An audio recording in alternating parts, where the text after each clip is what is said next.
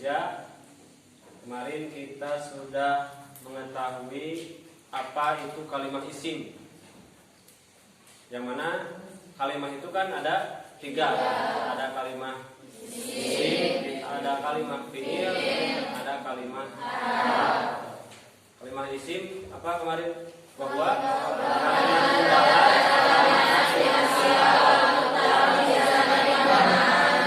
Taron di zamanin wad'an, tidak dibarengi dengan zaman, dibarengi dengan waktu.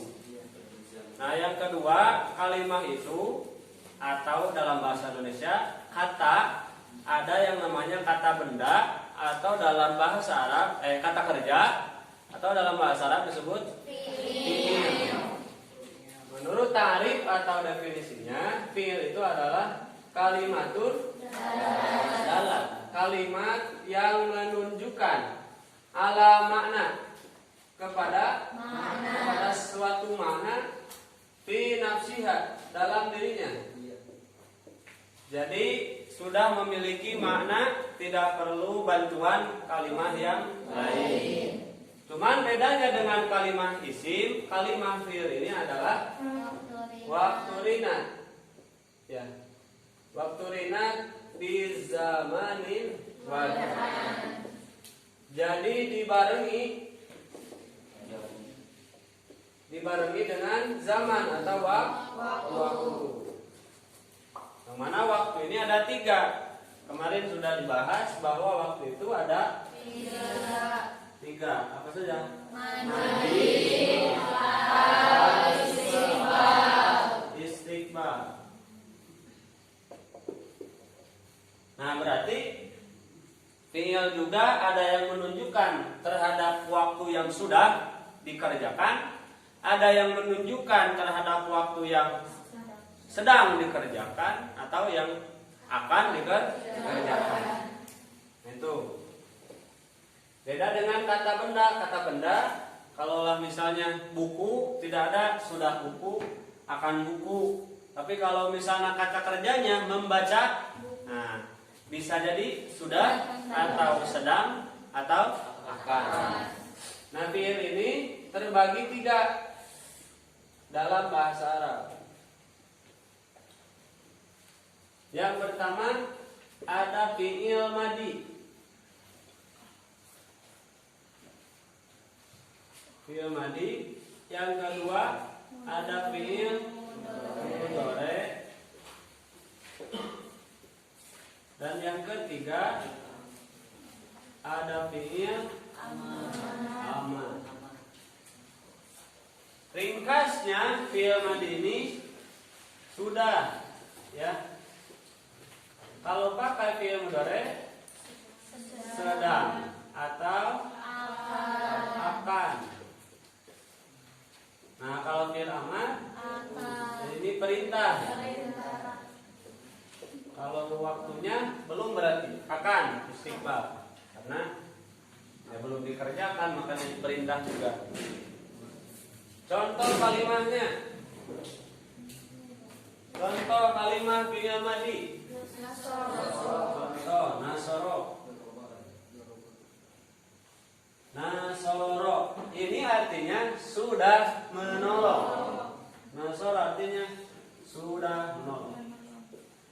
Sudah menolong. Ya. Ada unsur waktu di sini, yaitu ada kata sudah. Nasoro, ya. Kalaulah pakai kata nasoro, makna asalnya itu adalah sudah.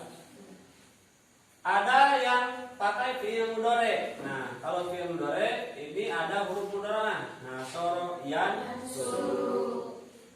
Bentuknya berubah kalau beda waktu.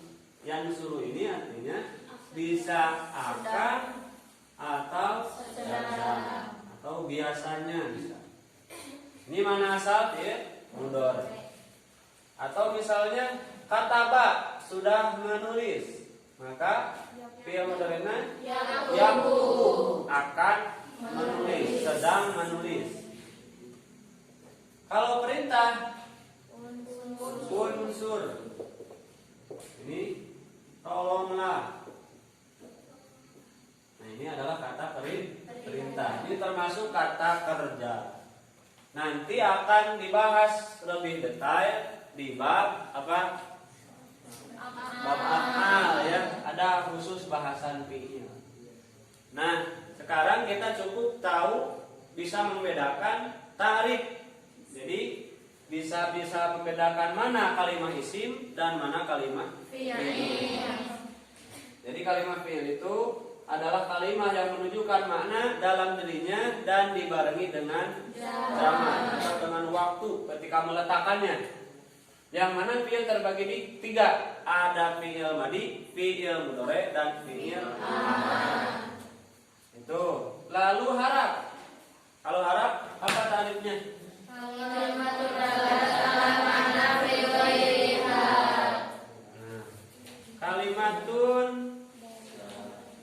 Kalimat dalat yang menunjukkan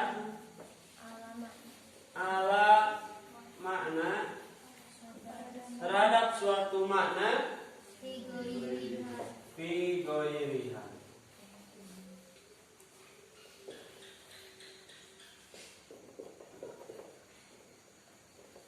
Fi ghairiha.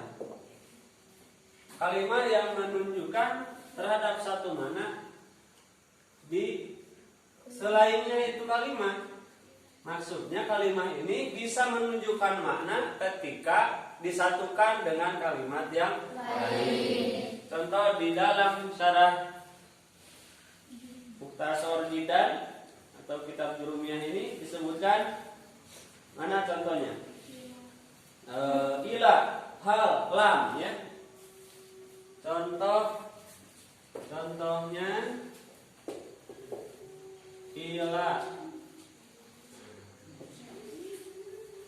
Ini apa artinya? Ke. Ini termasuk harap jar. Terus hal. Hal ya. Apa ini? Apakah? Lam. Ini harus bersatu ya dengan kalimat yang lain. Sa atau tidak. Tidak. Contoh lain min. Dari. Ya. Ini contoh kalimat harap. Harap ini tidak bisa menunjukkan makna dalam dirinya sendiri. Contoh kalaulah mau pergi kemana kamu? Ke misalnya gitu ya unggul. Gitu aja jawabnya. Maka itu tidak berbaik, tidak menunjukkan makna. Tapi kalau ditambahi ke masjid, ilal masjid, maka jadi berfaedah. Artinya ke masjid. Oh, orang paham dia mau pergi ke masjid.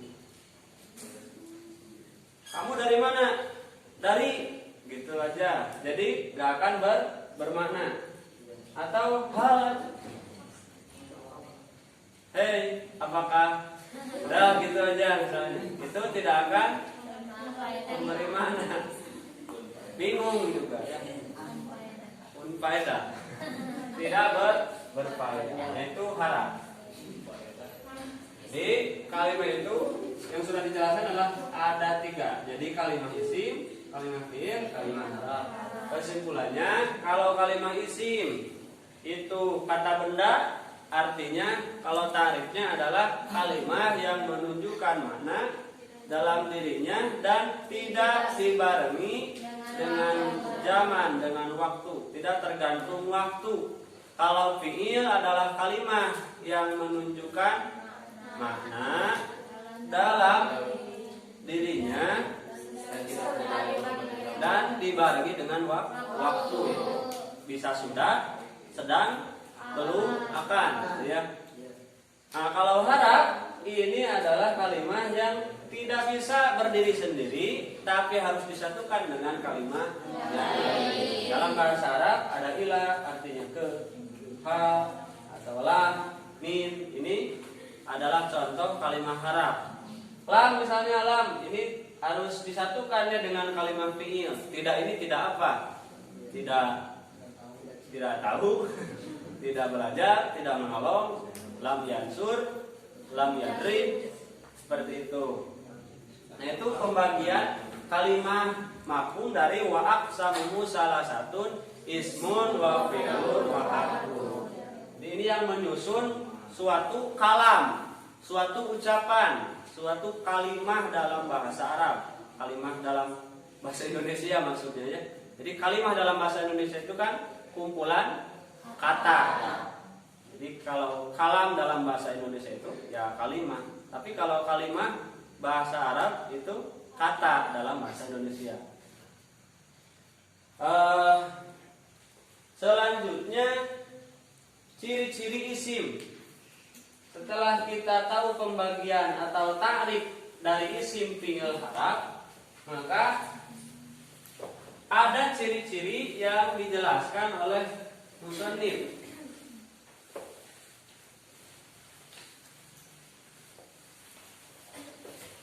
Yang disebutkan dalam kitabnya apa? Fal ismu yu'rafu bil khafdi wa tanwini wa dukhulil alifi wal lami wa hurufil khafdi wa hiya min wa ila wa an wa ala wa fi wa ruba wal kaf wa fi wa ruba wal kaf wal ba wal lam wa hurufil qasami wa hiya al wawu wal ba'u wa ta. Jadi ciri isim, ciri itu yang menunjukkan bahwa kalimat itu adalah kalimat isim. Meskipun ciri tersebut tidak selalu menempel dalam kalimat isim. Bisa diketahui dengan al-ismu, bisa diketahui dengan yurofu bil khafdi. Dengan khofat atau jar. Ya. Yang kedua bisa diketahui dengan tanwin. Yang ketiga bisa diketahui dengan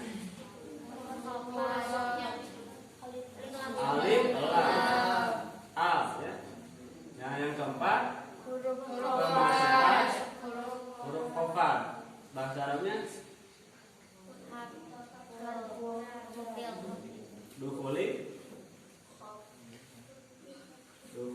harfil hurufil pemasukan huruf khofat.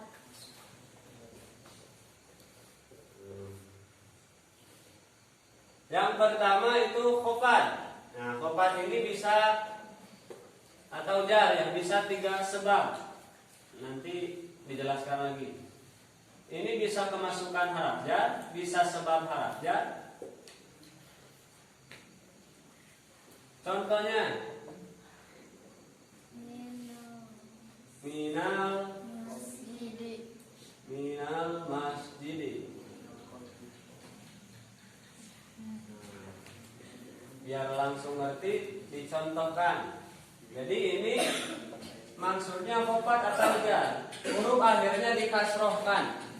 Salah satu ciri khofat atau jar adalah huruf akhirnya dikasrohkan.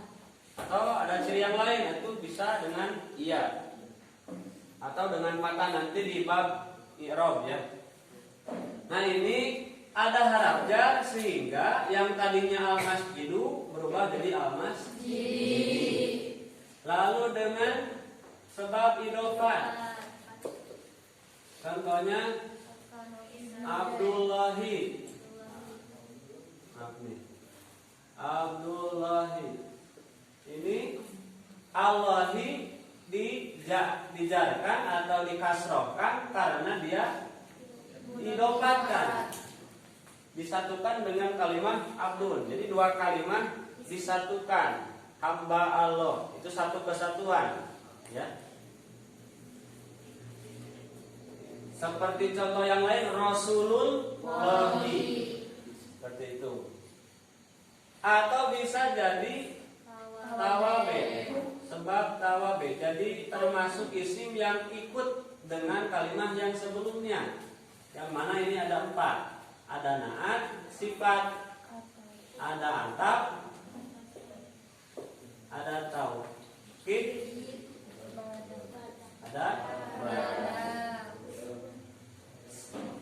ada naat atau taukid badal. Nah, tapi insya Allah ini dibahas nanti ya, biar tidak terlalu banyak. Yang penting ketika ada kalimat, contohnya dalam Al-Quran, Bismillahi. Nah, Bismillahirrohmanirrohim. Bismi. Nah, ini sudah pasti kalimat isim. Bismillahi. Ini kalimat isim. Ada cirinya? Opat ya. Opat. Atau saya kasih contoh. Kitabu Zaidin. Zaidin kalimat apa? Isim. Cirinya apa? Dalam kasus ini kopan. Nanti ada juga tanwin. Tanwin ada.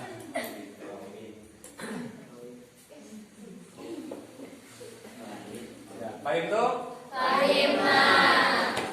Yang kedua adalah tanwin. Ciri isim adalah tanwin. Tiap ada tanwin, kalau dalam baca Quran atau baca hadis, misalnya ada tanwinnya, maka ini berarti itu adalah termasuk kalimat isim. Tanwin itu secara patokan adalah nun sakinatun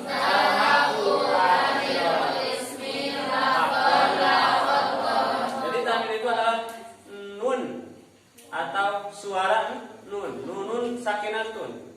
Nun yang sukun yang ada dalam akhir kalimat. Talhaku akhirul ismi. Lafdon ada suaranya tapi tidak ada tulisannya.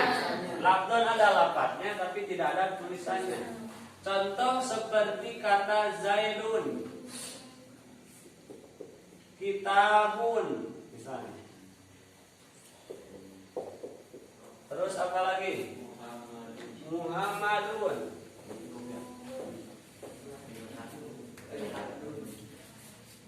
Ya. Masjidun. Faizun. Ini lihat ada tanwin. Tanwin ini adalah suara nun mati ya. Sama kan kalau ditulis gini, Zaid. Ini bacanya gimana? Zaidun. Ini Zaidun. Cuman ini pakai tanwin. Jadi ada suaranya sama seperti nun mati, tapi tidak ada tulisannya. Itu maksudnya tanwin. Tiap ada tanwin, ini pasti itu kalimat isim. Tidak mungkin kalimat fi'il atau haraf ada tanwinnya. Lalu yang ketiga adalah alif lam. Gampang. Pokoknya kalau ada alif lamnya, contoh alhamdu. Ini berarti kalimat apa? Isim. Cirinya ada apa? Alam. Ar-Rasulu. Kalimat apa? Isim. Cirinya?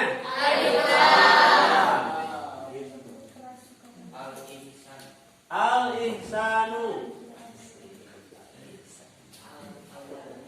Nah, ini cirinya alif lam. Ada alif lam, maka ini kalimat isim. Catatan, tidak boleh dalam satu kalimat isim bersatu antara tanwin dan alif lam. Alif lam dan tanwin tak mungkin bersatu ya. Di ibarat musuh ya. Kalau ada alif lam tidak mungkin ada tanwin. Kalau ada tanwin tidak ada alif lam. Contoh ar-rasulu ya. Kalau tidak ada tanwin maka ada alif lam. Kalau tidak ada alif lam maka bacanya rasulun. Tanwin. Paham itu? Paham. Itu. Jangan bacanya ar-rasulun. Nah, ini salah. Belum pernah ngaji jurumiyah. Gampang ya? Lalu yang terakhir kemasukan harap kokat. Kemasukan harap kokat. Nah, kita harus tahu apa saja harap kokat. Dalam kitab jurumiyah ada berapa? 9. Ada 9. Satu, min. Artinya dari.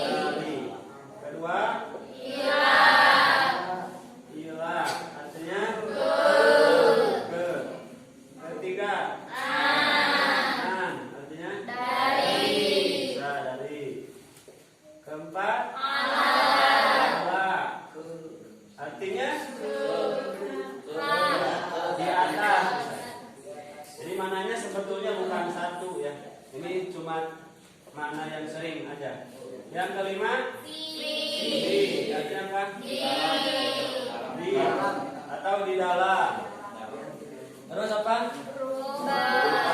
Rupa. Banyak. Sedikit. Atau bisa jadi Sedikit. ditaklil atau ditaksir. Yang ketujuh, ba, ya. Dengan. Artinya dengan. Ya. Kap. Ini kalau dibacanya bi ya, bi misalnya bi sobri was sholat, dengan sabar dan sholat.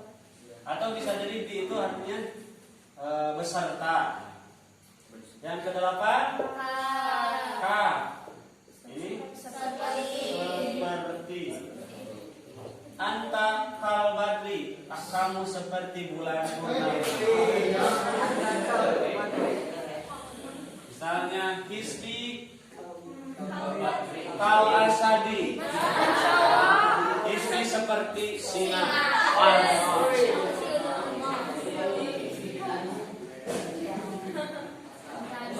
Kemudian terakhir, ya dibaca li. Ini milik.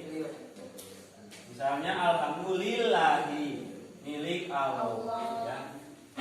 Misalnya buku ini milik imam. Hadal kitab milik imam misalnya. Nah ini harap jar. Jadi ada 9. 1, 2, 3, 4, 5, 6, 7, 8, 9. Ditambah huruf kosam. Huruf kosam harful kosam atau huruf kosam. Itu ada 3. Ini ada wawu, ada ba, dan ta.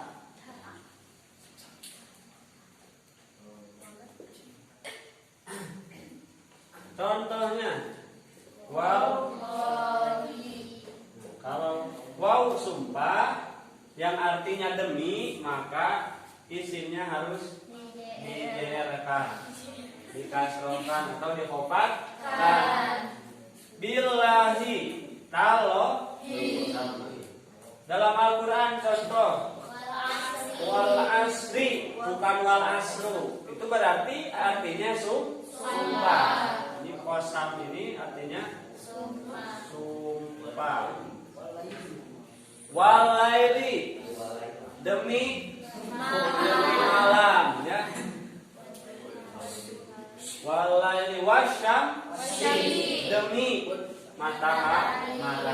Itu pasti dijarkan. Itu ciri isim menurut kitab jurumiyah secara singkat. Mudah-mudahan bermanfaat bagi teman-teman santri semuanya. Wallahu a'lam bishawab.